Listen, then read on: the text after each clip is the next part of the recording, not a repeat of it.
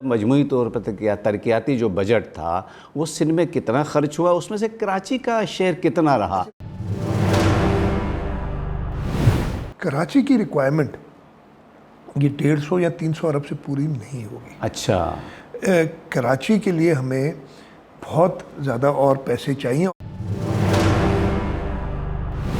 सब कहते हैं कि पीटीआई का इंटरेस्ट ही नहीं था कराची में, बातें काफ़ी पता नहीं अरबों की। नहीं, लेकिन उन्होंने 111 अरब रुपए का पैकेज तो दिया। कहाँ, वो पैकेज ही था। तो आप बता देना। कोरंगी में हमने 10,000 रोड, 12,000 रोड, 2 ब्रिजेस बनाई हैं।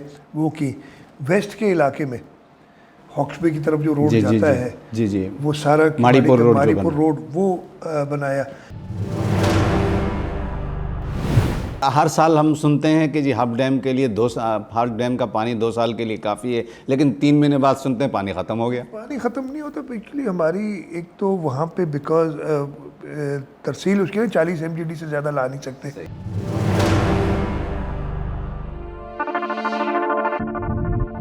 पंद्रह साल चूँकि आपकी हुकूमत के हुए हैं, बहुत सारे लोग गलत फिगर्स कोट करते हैं। कोई कहता है 10,000 अरब 20,000 अरब रुपए खर्च हुए हैं तरक्यात में, लेकिन चूँकि हम असल फिगर्स तो आपके पास मौजूद हैं, तो आप ये बताएं कितना मजमूई तौर पर तरक्याती जो बजट था वो सिंध में कितना खर्च हुआ, उसमें से कराची का शेयर कितना रहा? अच्छा, मैं आपको सिर्फ बता दूं, जो 2008 में जब हम हुकूमत में आए थे, ये पिछले 15 साल की बात, अब ज़्यादा रेलेवेंट यही है। जी, उस वक्त पूरे सिंध का तरक्याती बजट 55 अरब रुपए था। सही, उस साल 2008 में, अगर मुझे सही याद है, हो सकते हैं जी इसलिए कि अब नंबर्स। और इस साल कोई 350 अरब रुपए का तरक्याती बजट है।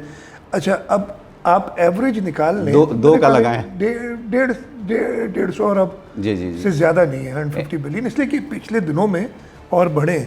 अब 15 साल में 150 अरब लगा लें, मैक्सिमम 2500 अरब रुपए हो जाएगा, यही हो जाएगा, 2.5 ट्रिलियन। ठीक है जी, ये डेवलपमेंट हुई है कराची के लिए। अब एग्जैक्ट नंबर्स तो मेरे पास इस वक्त नहीं होंगे, लेकिन अब हर साल, इसलिए कि ये हमारे यहाँ हर दफ़े हमें क्रिटिसाइज़ करने के लिए बताया जाता था कि जी, कहा जाता था कि जी आपने कराची पे खर्च नहीं किया। तो मैं बजट तकारीर में और ख़ास तौर पे जब वाइंड अप करता था तो पूरी एक एक स्कीम के साथ डिटेल देता था कि हमने क्या खर्च किया है कराची की तरक्की के लिए।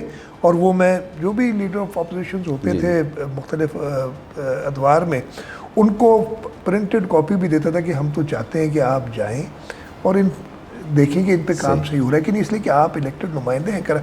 ज़्यादातर कराची से थे जो हमारी अपोजिशन के दोस्त, तो उनको हम दिया करते थे। एग्जैक्ट नंबर मेरे पास नहीं, लेकिन कराची की रिक्वायरमेंट ये 150 या 300 अरब से पूरी नहीं होगी। अच्छा।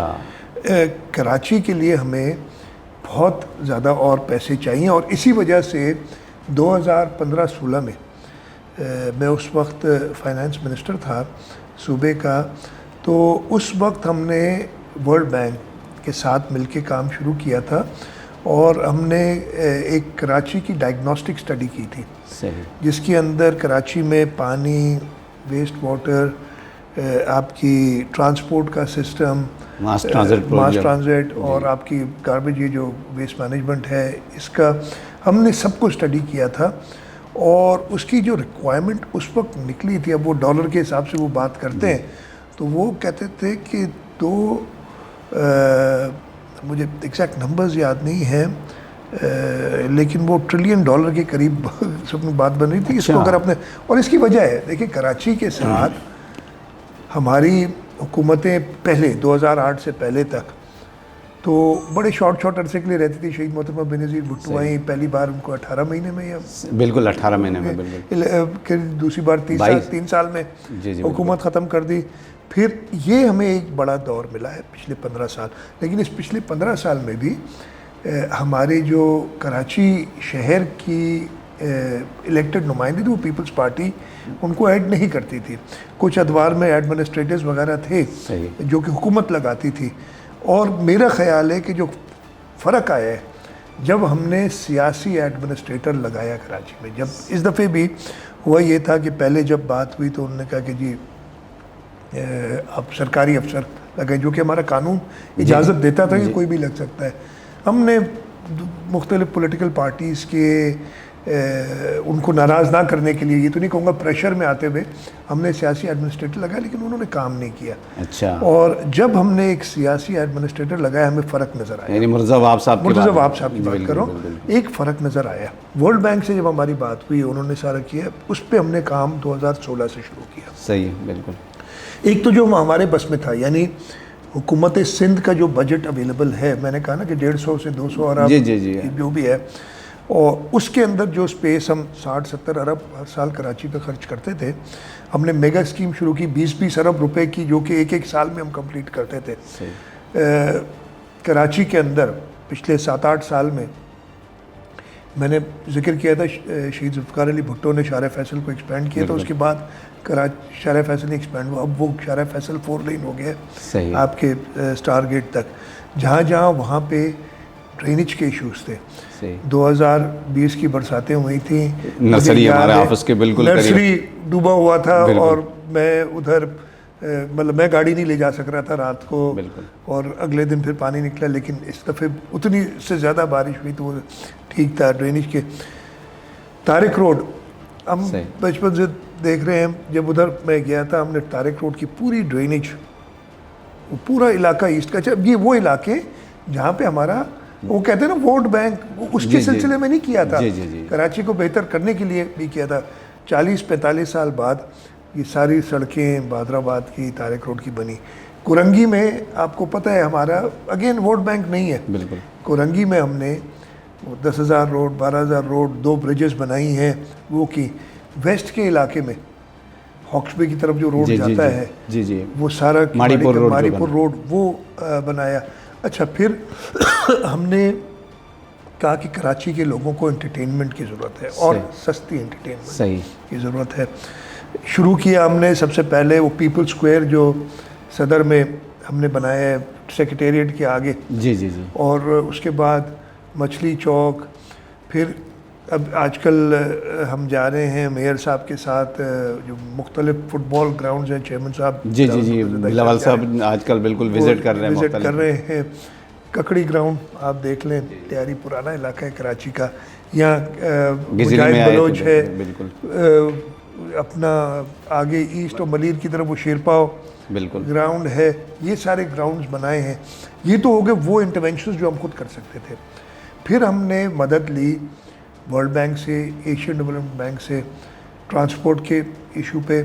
आपने देखो अब इस वक्त पूरा ईस्ट कराची और मलीर की तरफ खुदा हुआ है, बिकॉज वो हम रेड लाइन पे काम चल रहा है। 75 अरब रुपए का प्रोजेक्ट है। अच्छा। अब वो 75 अरब आप देखें, अगर आपके पूरे 150 अरब है तो एक प्रोजेक्ट पे आप वो पैसे नहीं डाल सकते, आपको मदद चाहिए होती है। फिर आप आ जाएं वर्ल्ड बैंक के साथ, हमने वाटर के एरिया में ना जो हमारी ऑगमेंटेशन होनी है, K4 वफाक बना के दे रहा है, वो शहर के अंदर जो उसमें बेहतरी आनी है सिस्टम में, उस पर हम काम कर रहे हैं। हम $1.6 बिलियन के साथ साइन कर चुके हैं, जो हमें वो पैसे दे रहे हैं। हमारी हब डैम की तरफ से जो पानी हमने बढ़ाना है 100 million gallon per day. Times of Karachi से जुड़े रहने के लिए हमारा चैनल सब्सक्राइब करें। हमारी वीडियोस को सबसे पहले देखने और बाखबर रहने के लिए बेल आइकन पर क्लिक करना ना भूलें। आता है, लेकिन हमारा वो सिस्टम इतना नाकारा हो चुका है इतने सालों में, वो हम नहीं चलाते थे, वो वाबडा चलाती थी 40-50 सालों में, कि वो 40 MGD से ऊपर पानी नहीं आता। 100 की हमारे पास, और बारिशें भी अल्हम्दुलिल्लाह पिछले सालों में हुई हैं। हब डैम, हाँ, वो तो हर साल हम सुनते हैं कि जी हब डैम के लिए हर डैम का पानी 2 साल के लिए काफ़ी है, लेकिन 3 महीने बाद सुनते हैं पानी ख़त्म हो गया। पानी ख़त्म नहीं होता। एक्चुअली हमारी एक तो वहाँ पे बिकॉज तरसील उसके 40 MGD से ज़्यादा ला नहीं सकते, और फिर उसकी वजह से वहाँ पे चोरी वगैरह भी हो जाती है जब पानी होता है। लेकिन ये कराची शहर के लिए जो 100 MGD है, वो हम इंशाल्लाह ताला उसको बहाल कर रहे हैं। तो ये जो मेगा प्रोजेक्ट सारे हैं, उनके लिए हमने इंटरनेशनल एजेंसीज़ के साथ बात की।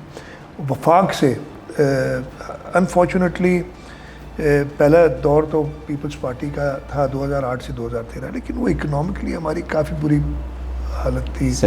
13 से 18 भी नून लीग का दौर था, और आप इससे अंदाज़ा लगा लें कि अगर नून लीग उस वक्त सिंध में कोई काम करती तो 2018 में ऐसा नहीं होता कि एक सीट भी ना ले। बिल्कुल 13 में उन्होंने फिर भी कुछ ना कुछ सीटें ली थी। जी, जी। तो उनका इंटरेस्ट नहीं था उस वक्त। मैं बड़े वाज़ेह तौर पे ये नून लीग से कहा भी है। 2018 से 23 तक फिर पीटीआई ने कराची शहर में काफ़ी सीटें ली, हमारे रूरल एरिया से भी 2-3 सीटें ली।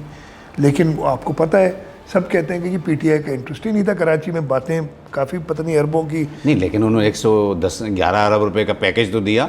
कहाँ, वो पैकेज ही था। तो आप बता पैकेज देना। खुला नहीं कभी। पैकेज खुला नहीं कभी।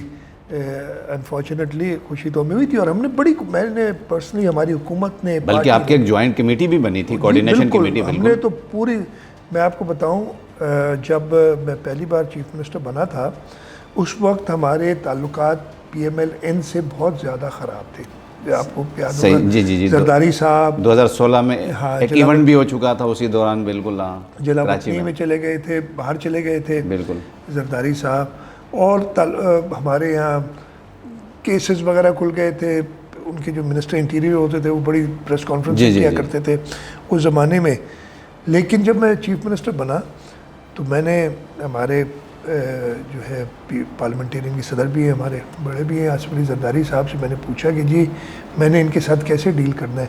तो उनका जवाब था, क्या मतलब है तुम्हारा, तुम हुकूमत में हो, सही, तुमने वफाक के साथ मिलजुल के लोगों की खिदमत के लिए काम करना है। और मैंने कहा कि अच्छा फिर मैं मिलूँ नवाज शरीफ साहब। ये 2 दिन हुए थे मुझे चीफ मिनिस्टर। उन्होंने कहा कि तुमने अभी तक टाइम नहीं मांगा, मतलब मुझ पर नाराज़ हुए वो।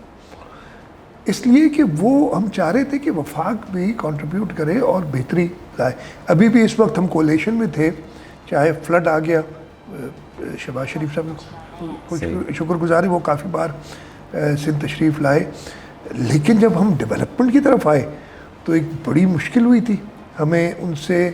जो हमारी फ्लड की रिहेबिलिटेशन के लिए, या कराची में कुछ स्कीम्स थी, K4 की बात थी, या फिर आपका उन्होंने खुद ही कहा था साइड के इंडस्ट्रियल रोड्स पे हम पैसे देंगे। तो हमें बड़ी मुश्किलात हो रही थी उन स्कीम्स को अप्रूव कराने में, इस हद तक कि चेयरमैन बिलावल भुट्टो जरदारी साहब ने एक स्ट्रॉन्ग स्टैंस लेना पड़ा उनको बजट के दौरान। सही, तब जाके वो बात हुई। तो हमें मुश्किलात यही हुई हैं कि वफाक की जो भी जमात है, मतलब आप सूबाई हुकूमत हमारी सही है, वफाक की जमात भी हमें उस हिसाब से हमारे ख्याल में मदद नहीं कर रही। और जो 3rd टियर है लोकल गवर्नमेंट, वो भी हमारे पास नहीं। जी बिल्कुल। तो ये वजूहत थी कि हम जो विजन या जो इतना काम करना चाह रहे थे उसमें नहीं कर सके। लेकिन अब लोकल गवर्नमेंट हमारे पास है, अगले 4 साल 3.5 साल रह गए अभी उनके, वो हमारे पास होगी इंशाल्लाह ताला। सूबाई हुकूमत बनेगी और हमारी तो कोशिश, और मैं देख रहा हूँ कि जिस तरीके से इस वक्त डिवीज़न होगी ख़ास तौर पे पंजाब सूबे में लोग वोटों की, तो वफाकी हुकूमत भी हम बनाएंगे। और आप फ़र्क जब 3 टियर आ जाते हैं तो फ़र्क देखेंगे आप इंशाल्लाह।